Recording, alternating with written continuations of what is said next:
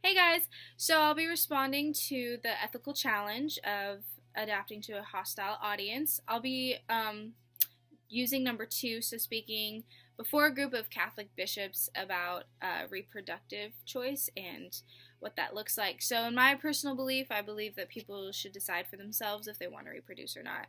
I don't think it should be anybody else's place to argue that fact if it's right or wrong. On page 418, Adler says, "You should appeal to the values of your audience whenever possible, even if they're not your strongest values."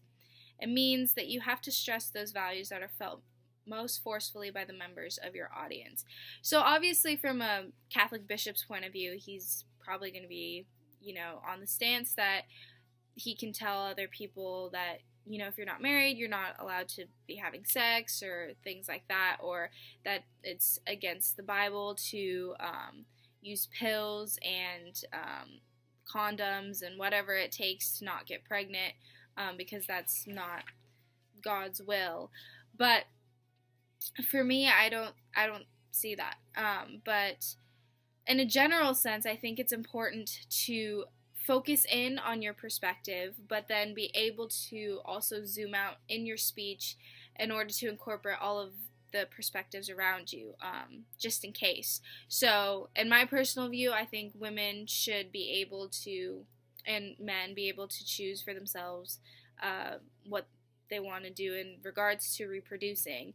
But at the same time, I'm going to zoom out and understand where a bishop is coming from. Like, a lot of problems can happen, complications can happen if you do all of the stuff before marriage or whatever else it takes to understand and have them know that I understand where they're coming from, and that they, even though their belief is different than mine, it's not illogical and it's not wrong per se.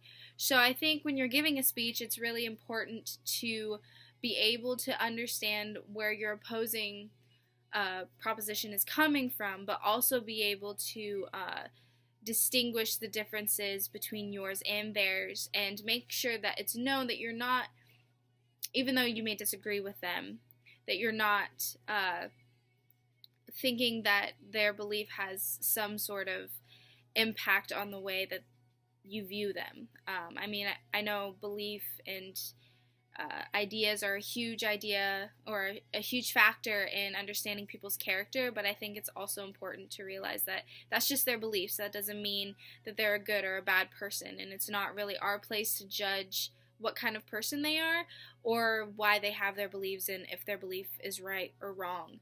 And I don't think that's the way God would want us to view other people either. So I think, in conclusion, I think it's important to understand where you're going and your position, but also be able to have an open mind when it comes to other people's perspectives.